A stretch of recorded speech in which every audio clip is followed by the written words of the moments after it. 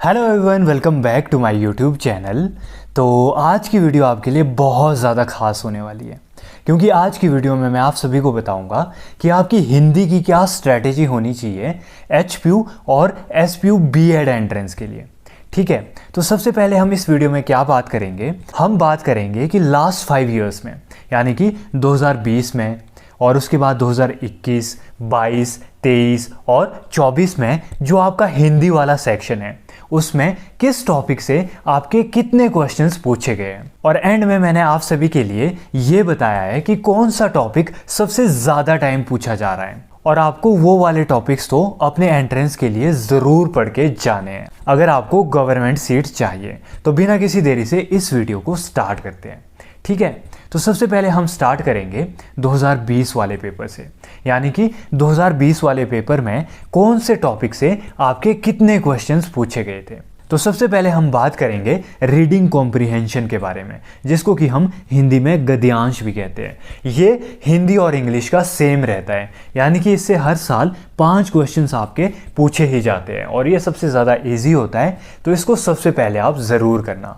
ठीक है, उसके बाद आपका है नेक्स्ट टॉपिक संधि। तो 2020 वाले पेपर में संधि से आपका एक क्वेश्चन आया था, और सर्वनाम उससे आपका एक क्वेश्चन आया था, और पर्यायवाची शब्द इससे 2 क्वेश्चन आए थे, और जो कारक वाला टॉपिक है उससे भी एक क्वेश्चन आया था आपका 2020 वाले पेपर में। नेक्स्ट है आपका तद्भव शब्द, इससे भी आपका एक क्वेश्चन आया था। ये कुछ इंपॉर्टेंट टॉपिक है, जैसे कि तद्भव शब्द हो गया, विदेशी शब्द हो गए, और तत्सम शब्द हो गया, तद्भव शब्द हो गया। तो ये आपके इंपॉर्टेंट टॉपिक्स बन जाते हैं, इनको भी आप ज़रूर पढ़ के जाइएगा हिंदी ग्रामर से। उसके बाद नेक्स्ट है आपका समास, इससे भी आपके 2 क्वेश्चन पूछे गए थे 2020 वाले एंट्रेंस में। नेक्स्ट है आपका समास विग्रह, इससे भी आपका एक क्वेश्चन पूछा गया था। ठीक है, जैसे कि समास में पूछ लेंगे कि इसमें कौन सा समास है, और फिर समास विग्रह में आपको उस समास का विग्रह करना पड़ेगा। ठीक है, नेक्स्ट है आपका विलोम शब्द, इससे भी आपका एक क्वेश्चन पूछा गया था। नेक्स्ट है आपका स्त्रीलिंग और पुल्लिंग, इससे भी आपका एक क्वेश्चन पूछा गया था। इसमें आपसे पूछ लेंगे कि इस चीज़ को आप स्त्रीलिंग में बदलो या फिर इस चीज़ को आप पुल्लिंग में बदलो। ये आप क्या करोगे, आपको टेलीग्राम चैनल पे जाना है मेरे, उसमें आपको प्रीवियस ईयर क्वेश्चंस दिख जाएंगे और आपको हिंदी का सेक्शन देखना है। फिर आपको पता लगेगा कि इसमें किस तरीके के क्वेश्चन पूछे जा रहे हैं इन टॉपिक से। उसके बाद आपका है मुहावरे, इससे भी आपका एक क्वेश्चन पूछा गया था। उसके बाद है व्यंजन, इससे भी आपका एक क्वेश्चन पूछा गया था। उसके बाद है आपका अनेक शब्दों के लिए एक शब्द, इस टॉपिक से भी आपका एक क्वेश्चन पूछा गया था 2020 वाले एंट्रेंस में। और जो आपका संज्ञा हो गया, इससे भी आपका एक क्वेश्चन पूछा गया था। तो आपको इससे क्या आइडिया लगेगा, इससे आपको आइडिया लगेगा कि लास्ट 5 ईयर्स में किस टॉपिक से कितने क्वेश्चंस पूछे जा रहे हैं। और एंड में मैं आपको बताऊंगा कि आपको मोस्ट इंपॉर्टेंटली कौन से टॉपिक्स करके ही जाने हैं अपने एंट्रेंस के लिए। तो ये हो गया हमारा 2020 वाला। उसके बाद है हमारा 2021 वाला पेपर। सेम गद्यांश वाले टॉपिक से 5 क्वेश्चन हमेशा पूछे ही जाते हैं, तो ये आपको ज़रूर करके जाने हैं, और सबसे पहले आप इसी टॉपिक को कर सकते हो। उसके बाद है आपका वर्ण विचार, इससे भी आपका एक क्वेश्चन पूछा गया था 2021 वाले पेपर में। उसके बाद है शुद्ध अशुद्ध शब्द, इससे भी एक क्वेश्चन पूछा गया था। उसके बाद है आपका वर्ण विच्छेद, इससे भी आपका एक क्वेश्चन पूछा गया था।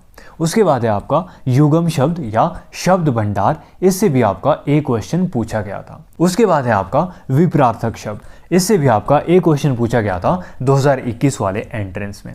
ठीक है, उसके बाद नेक्स्ट है आपका समास वाला टॉपिक, इससे भी आपके 2 क्वेश्चन पूछे गए थे 2021 वाले एंट्रेंस में। उसके बाद आपका संधि हो गया, इससे भी आपका एक क्वेश्चन पूछा गया था। उसके बाद संधि विच्छेद हो गया, उससे भी आपका एक क्वेश्चन पूछा गया था। उपसर्ग वाला टॉपिक हो गया, इससे भी एक क्वेश्चन पूछा गया था।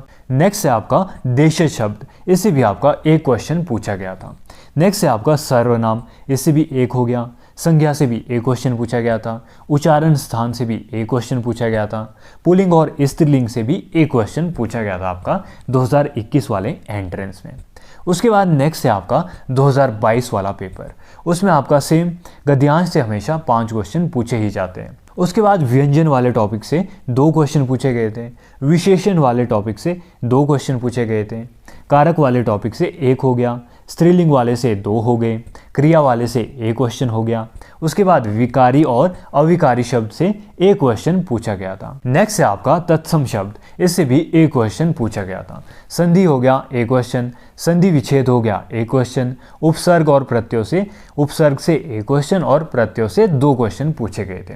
नेक्स्ट है आपका 2023 वाला एंट्रेंस, वही गद्यांश वाले से 5 क्वेश्चन हमेशा पूछे ही जाते हैं। नेक्स्ट हो गया आपका इसमें मुहावरे, इससे भी आपका 1 क्वेश्चन पूछा गया था। उसके बाद हो गए समानार्थी शब्द यानी कि सिनोनिम्स बोलते हैं जिनको, उससे भी आपका 1 क्वेश्चन पूछा गया था। संज्ञा से भी 1 क्वेश्चन हो गया, समास से भी 1 क्वेश्चन हो गया। उसके बाद है वाक्यों के लिए 1 शब्द, इस टॉपिक से भी आपका 1 क्वेश्चन पूछा गया था।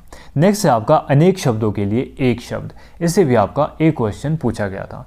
क्रिया वाले टॉपिक से 1 हो गया, संधि वाले टॉपिक से 2 क्वेश्चन हो गए, प्रत्यय वाले से 1 क्वेश्चन हो गया आपका 2023 वाले एंट्रेंस में। उसके बाद है आपका उच्चारण स्थान, इससे भी 2 क्वेश्चन पूछे गए थे। वर्ण वाले से 1 क्वेश्चन हो गया, लिंग बदलों से 1 क्वेश्चन हो गया और उपसर्ग वाले से भी 1 क्वेश्चन हो गया। नेक्स्ट है आपका 2024 वाला एंट्रेंस, इसमें भी आपके गद्यांश वाले टॉपिक से हमेशा 5 क्वेश्चंस पूछे ही जाते हैं। नेक्स्ट है आपका वर्णों का उच्चारण, इससे 1 क्वेश्चन पूछा गया था। वर्ण से 1 क्वेश्चन पूछा गया था।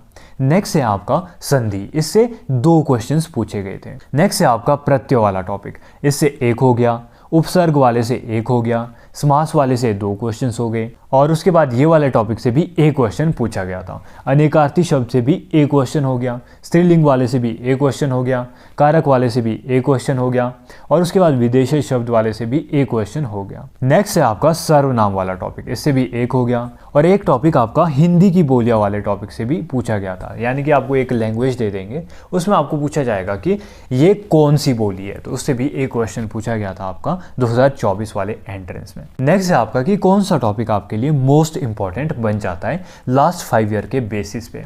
पहला है आपका रीडिंग कॉम्प्रिहेंशन यानी कि गद्यांश वाला टॉपिक। इसमें क्या है आपका कि हर साल 5 प्रश्न पूछे ही जाते हैं, तो ये आपको ज़रूर करके जाना है।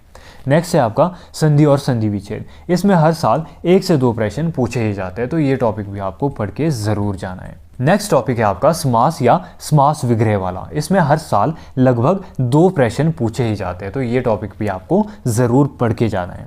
उसके बाद हो गया प्रत्यय, इसमें 3 सालों में पूछा गया है और कई बार 2 प्रश्न भी पूछे जाते हैं, तो ये वाला टॉपिक भी आपको ज़रूर पढ़ के जाना है।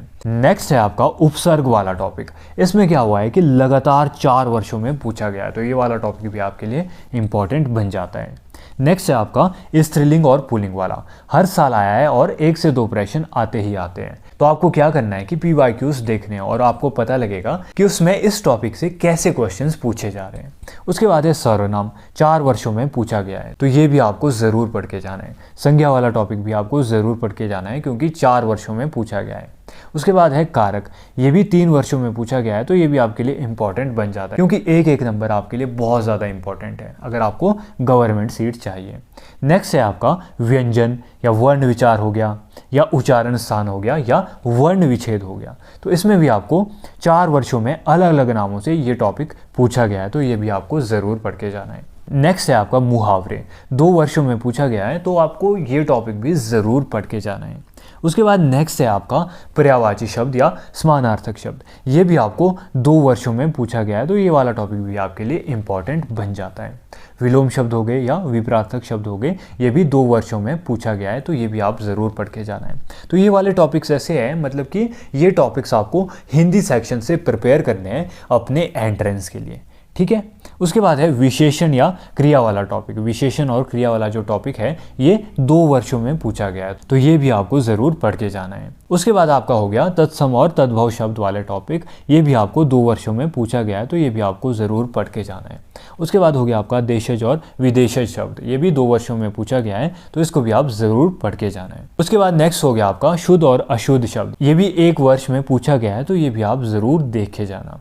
उसके बाद नेक्स्ट हो गया आपका विकारी और अविकारी अविकारी शब्द, ये भी एक साल पूछा गया है, तो ये भी आप ज़रूर देख लेना एक बार। उसके बाद है आपका युगम शब्द और शब्द भंडार, ये भी एक साल पूछा गया है, तो ये भी देख लेना आप। उसके बाद हिंदी की बोलियां वाला टॉपिक भी आपसे लास्ट ईयर पूछा गया था कि आपको दे देंगे एक लैंग्वेज दे देंगे, उसके बाद आपको पहचानना है कि ये कौन सी लैंग्वेज है हिंदी की बोलियों में से। उसके बाद नेक्स्ट हो गया आपका अनेकार्थी शब्द या अनेक शब्दों के लिए एक शब्द या वाक्यों के लिए एक शब्द। तो इन टॉपिक से भी आपका एक एक प्रश्न पूछा गया है, तो इसको भी एक बार आप ज़रूर देख लेना। नेक्स्ट है आपका लिंग बदलो, इससे भी आपका एक बार प्रश्न पूछा ही गया है, तो ये भी आप एक बार ज़रूर पढ़ लेना। तो बच्चों ये थे हमारे कुछ टॉपिक्स जो कि आपके हिंदी वाले सेक्शन से बहुत ज़्यादा इंपॉर्टेंट बन जाते हैं। तो आपको क्या करना है, इन टॉपिक्स को पढ़ के ज़रूर जाना है। तो अगर आपको ये वीडियो इन्फॉर्मेटिव लगी हो तो इस वीडियो को लाइक, शेयर और कमेंट ज़रूर करिएगा, और इस PDF के नोट्स के लिए मेरे टेलीग्राम चैनल को ज़रूर ज्वाइन कीजिएगा। Thank you and have a great day.